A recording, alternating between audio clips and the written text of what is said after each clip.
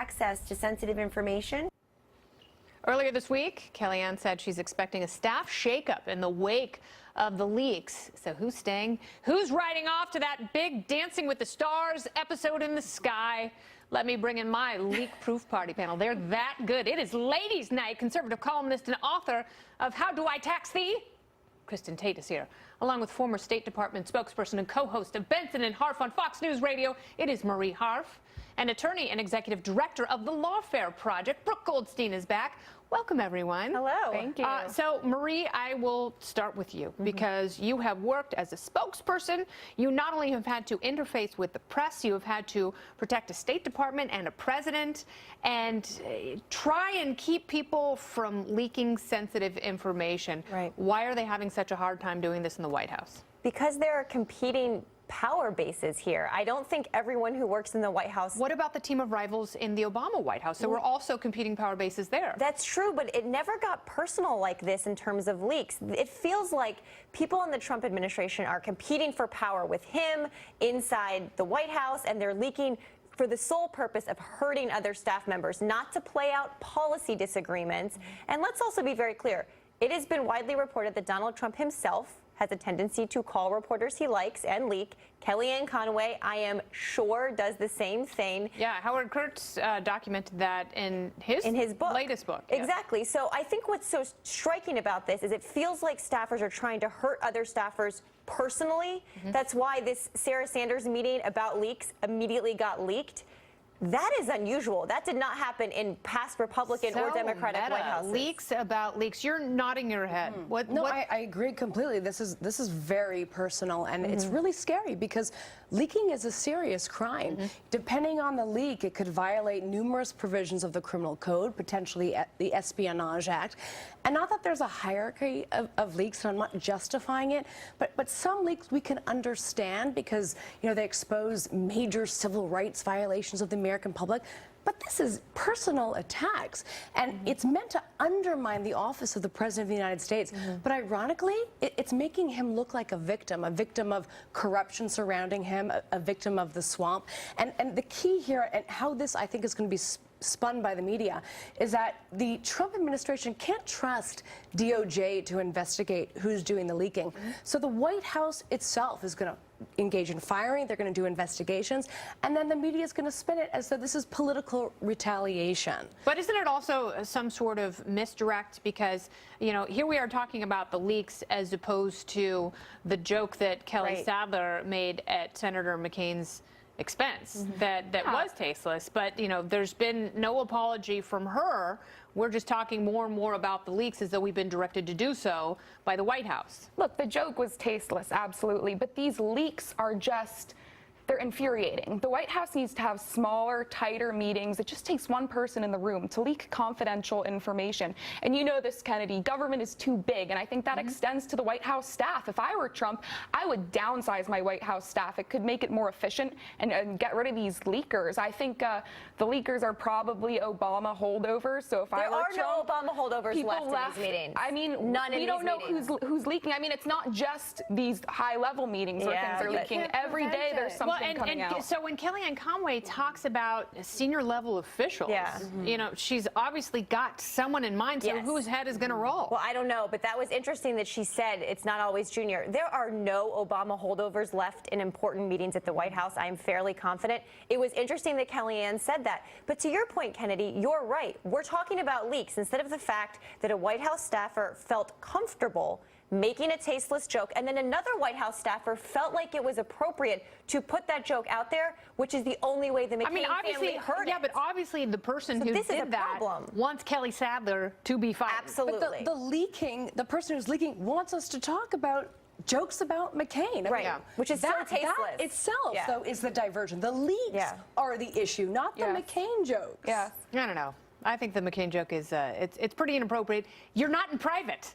When the taxpayers are paying your salary and there's more than one person there, I am sorry, you don't have the expectation of privacy in that situation. When you're making comments like that, that is not a leak that compromises national security. That shows that someone has a really dark sense of humor. All right, North Korea may be threatening to back out of the June summit between President Trump and Kim Jong-un, but the president didn't seem too concerned when he addressed the reports earlier today. Watch.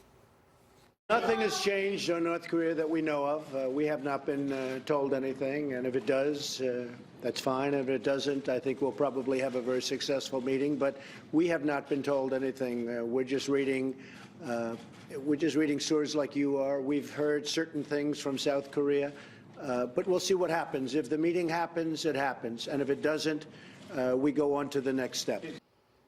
Pyongyang apparently became very upset after National Security Advisor John Bolton said the U.S.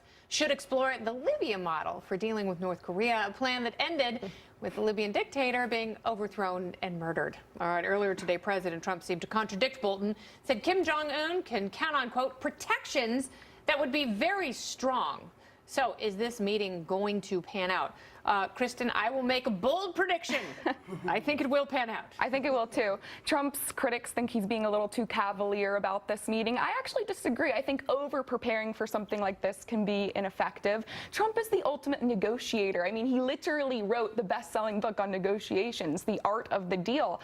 But I will say this, I think if he does meet with Kim Jong-un, he's not going to have all of his demands met because the leader of North Korea knows if he bows to Trump after one meeting, it'll make him look weak. So I think this is the beginning of a much longer process, but hopefully in the end we can move forward and we will get what we want after several meetings. All right, I think it's going to be a long road. This is the area of obsession that I think is not always appropriate, you know, and I think that there does have to be a certain level of preparation when you go into something where world peace might in fact hinge upon this meeting. Yes. And the president's casualness in saying, well, you know, I may not prepare, that's not exactly what you want to hear. You want to know that if he is in fact going into this negotiation and he is going to master this deal, right, which is what everyone wants him to do, then he will have a command of facts. Yes, we're talking about nuclear weapons and possible nuclear war. Let's not be critical of over-preparation. I don't think the president is in danger of over-preparing for anything.